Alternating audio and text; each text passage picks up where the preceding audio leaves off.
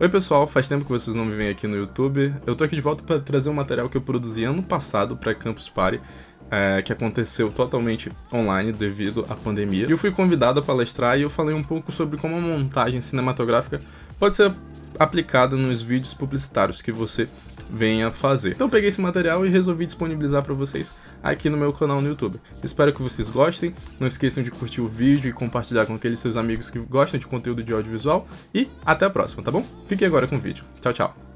Olá, boa noite para todo mundo que está me acompanhando.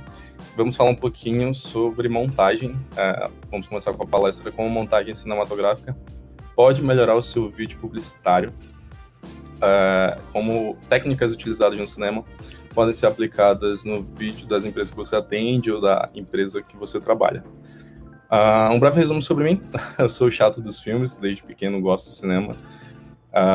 Sempre fui apaixonado por ficar vendo extra de filme, entrevista com o diretor, filme comentado.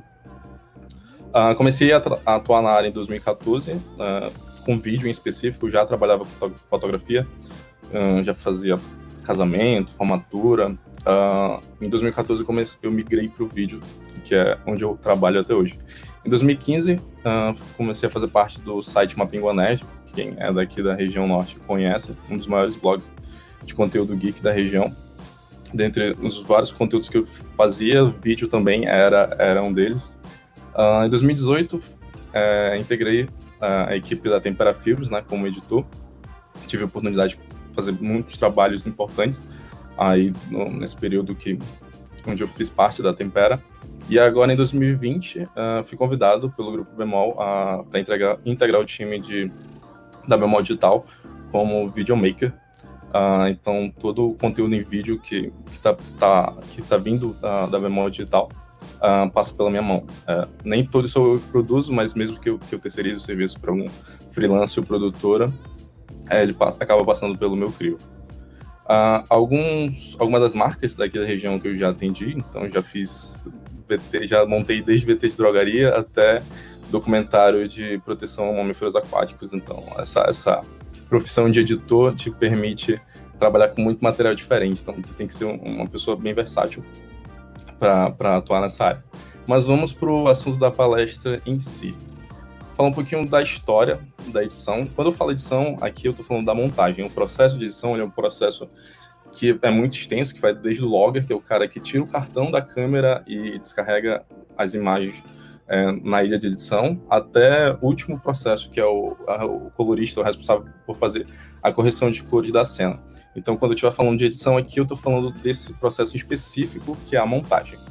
Ali na virada do século XIX para o século XX, quando surge o cinema, havia um certo problema, porque os vanguardistas, né, o Thomas Edison e os irmãos Lumière, tinham uma visão um tanto quanto pessimista do futuro do cinema, porque o que eles filmavam era tudo muito documental. Então, eram pessoas passeando na praça, um trem chegando na estação, e aí eles tinham essa perspectiva de que, poxa, por que as pessoas vão pagar um ticket para uma parada que elas podem ver ao vivo, né? Por que elas vão pagar um ticket para uma sala, para uma projeção que tem uma resolução horrível, nem se falava em resolução na época, claro, por uma coisa que ela pode ver na vida real. Então, esse senhor, chamado Edwin Porter, mudou isso quando ele parou para pensar que se ele pegasse 3 trechos de filmes diferentes e botasse em sequência, ele conseguiria construir uma narrativa a partir de então. Então, em 1903, ele ele dirige esse filme, então, que está aí na figura à esquerda, que chama o Roubo ao Trem. Um filme de 12 minutos, você pode encontrar no YouTube, que é o primeiro filme onde você tem uma narrativa contada a partir de cortes. Então, você tem cenas filmadas de ângulos diferentes, tomadas diferentes, que se uniram e contaram uma história. Então, é um filme, ele deixou de ter aquele aspecto um tanto quanto jornalístico, né? Um tanto quanto documental.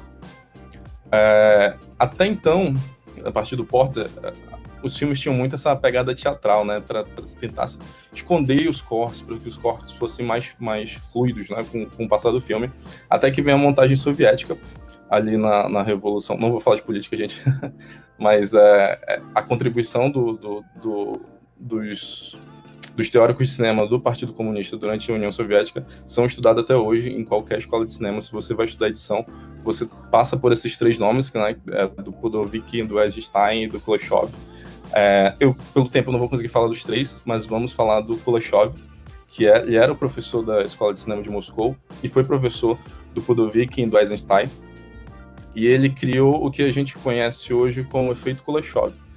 O que ele estava estudando? Ele, nos estudos dele, ele determinou, né, ele descobriu que a partir de uma certa sequência de imagem, você consegue despertar no seu público, no seu espectador, um determinado sentimento. Então, se você procurar efeito Kuleshov no YouTube, você vai achar o vídeo que essa imagem está traduzindo aqui, que era basicamente, você tinha um homem, um prato de sopa e o homem. Depois o homem, uma criança no caixão e o homem. Depois o homem, uma mulher deitada e o homem. Quando você olha isoladamente a primeira sequência de imagem, você infere que o homem está com fome. Quando você olha para a segunda imagem, você infere que o homem está de luto. Tem uma pessoa ali no caixão.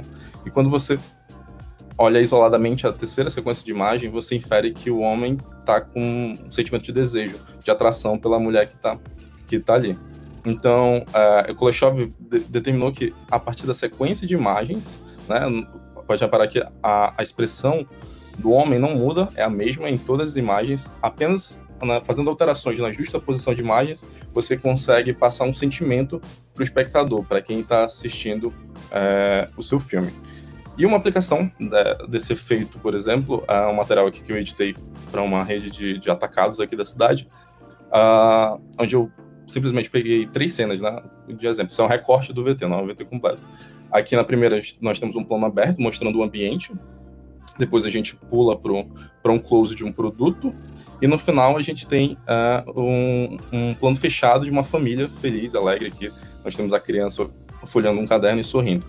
Então, a partir dessas 3 sequências de imagem, né, a gente ambienta o espectador onde ele está, onde você quer que ele esteja, né, dentro da loja. Você mostra o produto que você está querendo vender lá. No caso, essa loja queria mostrar variedade de produtos de material escolar, porque era uma campanha de volta às aulas. E aí, no final, você transmite o sentimento que você quer que o espectador tenha, que o cliente que vai até aquela loja está satisfeito com o produto que ele está comprando. Pura e simples aplicação do efeito Kuleshov, né? A partir de uma justa posição de imagens, né? Uma sequência, você consegue passar um sentimento de felicidade, de contentamento. Seguindo aqui, alguns tipos de corte. No cinema, existem vários tipos de corte, então eu resolvi pegar 3 em específico. Na verdade são 4, mas em suma são 3, que você pode aplicar nos seus materiais e que podem dar um aspecto, irão dar um aspecto bem interessante. O primeiro, que são esses 2, que é o J-Cut e o L-Cut. Eu vou mudar aqui a tela para o meu Premiere. Deixa eu só... Como faz? Final aplicativo. Vamos ver se foi... Acho que vocês estão vendo a minha tela, tá? Aqui nós temos o exemplo do J-Cut e do L-Cut. Acho que vocês não estão vendo. Deixa eu só... Rapidamente... Opa! Sim, vocês estão vendo. Aqui os 2 exemplos do J-Cut e o L-Cut. Por que é J e L? Porque a timeline, ela faz esse desenho, né? Se você reparar aqui, ela tá fazendo meio que um J aqui no timeline, entre a trilha de imagem e a trilha de áudio. E aqui ela faz um L. O que acontece nessa cena? Você tem o som do metrô entrando na cena anterior. Vou colocar de novo para vocês ouvirem. E no L-Cut é a mesma coisa, só que ao contrário. J-Cut is but flipped. So my audio right now will take us into the next shot. So the L-Cut... O que aconteceu? Nesse segundo caso, o áudio da primeira cena acabou invadindo a cena seguinte. Isso é muito utilizado, o corte J é muito utilizado em documentários, por exemplo, onde você quer criar uma expectativa do que vai ser mostrado depois, então você começa mostrando o som de uma cachoeira com a sua queda d'água, uma geleira caindo, e aí depois você corta para a cena, E o L-Cut é muito usado em diálogos, por exemplo. Se você quer... você tem dois personagens, por exemplo, o personagem A e o personagem B. E o personagem A fala pro personagem B alguma coisa muito impactante, você tem que mostrar a reação do personagem B. Mas, ao mesmo tempo, você quer continuar mostrando a fala do personagem A. Então, você mantém o áudio do personagem A, mas já corta pro personagem B. Num material publicitário, por exemplo, você pode usar isso para dar ênfase em alguma cena, em algum produto, por exemplo, que você quer mostrar. Se você está falando de um ET de empreendimento, por exemplo, e tem um apresentador, você pode usar esse corte para manter o áudio do apresentador e cortar ele no meio da fala, a imagem dele, e começar a mostrar espaços de empreendimento, seja área de lazer, espaço comum, para que você tenha um tempo maior de tela do produto que o teu cliente quer vender, porque, querendo ou não, no mercado publicitário, você trabalha com 15, 30 ou 60 segundos, né? Se for um material que vai para a TV. Se for um material de internet, o tempo é meio que irrelevante. Mas voltemos para a apresentação.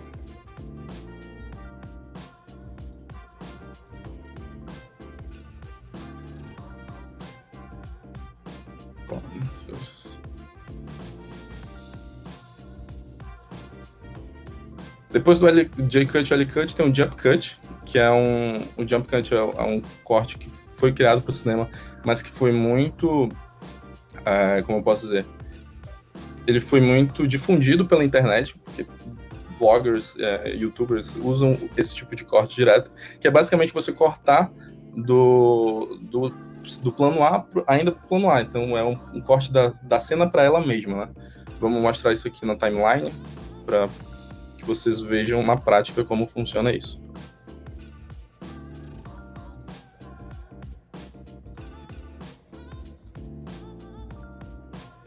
Aqui nós temos a fala do meu amigo Glauber. O objetivo...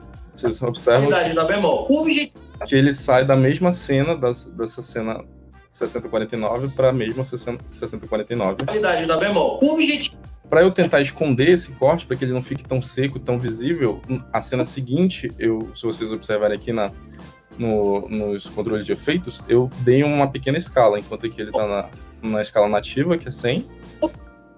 Na segunda cena, ele está em 127. Então, eu dei uma escala, então eu meio que faço uma brincadeira, entre aspas, de sair de um plano fechado para um close. Assim, quem estiver assistindo tem a percepção de que é um take diferente, né? Houve um movimento de câmera, quando, na verdade, só foi uma brincadeira de edição. Então, se você estiver fazendo seu material, um jump cut, sempre tente mexer na escala ou na posição do objeto que está sendo filmado para você conseguir, entre aspas, esconder este corte. Outro corte que é bastante interessante... Então, estamos voltando para a apresentação.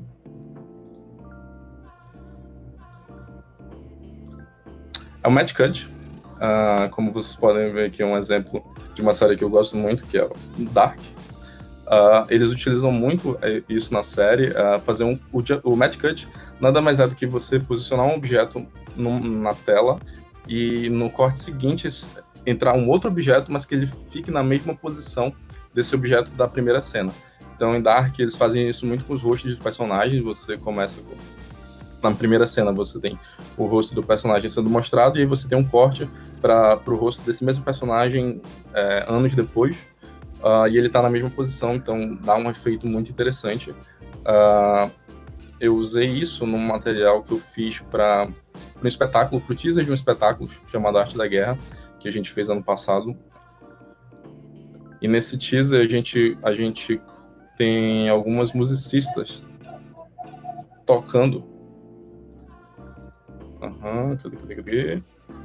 Aqui, nesse trecho específico, se vocês repararem, vai parecer que as musicistas continuam no mesmo lugar, mas o fundo delas o plano de fundo vai alterar.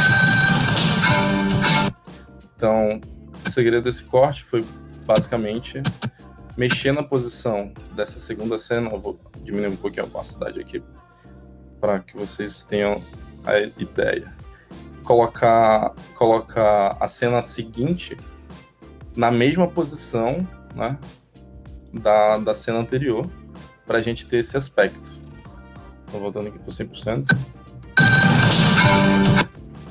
De novo. Além da posição, eu usei o movimento aqui da Helena, né, que está aqui do lado esquerdo, que ela dá uma arcada de cima para baixo, e esse movimento foi a minha deixa para fazer o corte. E esse, se vocês repararem aqui embaixo na trilha de áudio, há um pequeno pico, que é a batida da música, e nesse momento eu faço corte. Então, usar o Match Cut com dependendo, é claro que o Match Cut, para funcionar, ele tem que ser pensado junto com o diretor. Então, na hora de filmar, isso tem que estar planejado para que quando você faça na edição funcione. E chegando agora ao final da nossa apresentação,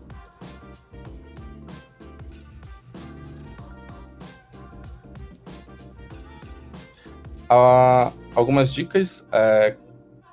Eu selecionei algumas dicas, mas a gente já está com um pouco menos de 10 minutos para acabar a apresentação. Então, usem dicas que são muito válidas para montadores. Usem a batida da música para fazer os cortes. Tentem sincar. Geralmente, quando você tem uma música com uma batida bem marcada, usem essa batida para sincar os cortes. Trabalhem o fast e o slow das cenas de vocês para ganhar 1 frame ou 2 frames, porque, como eu falei anteriormente, os materiais que vão para a TV têm geralmente 15, 30 ou 60 segundos, então cada frame é importante para que o material caiba dentro da duração correta. Tentem assistir bastante filmes. Tem um documentário chamado The Cutting Edge, que conta a história da montagem. Então, consumam conteúdo relacionado à edição cinematográfica, porque isso te dá bastante background para quando você for fazer a sua montagem, você tenha bastante referência e possa aplicar isso no seu material. Então, eu assisto bastante filme e sempre que eu posso, eu tento trazer essas referências para dentro dos meus materiais.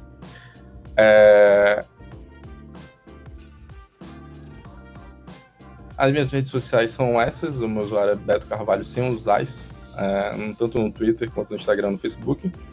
Fiquem à vontade para me perguntarem, para mandarem sugestões ou quiserem comentar mais sobre esse assunto. Isso aqui foi um apanhado bem rápido de todo o conteúdo de edição. Tem muita coisa para se estudar, muito tipo de corte, tem muito da história da montagem. E é isso. Muito obrigado por terem me acompanhado até aqui. Um abraço e tchau, tchau.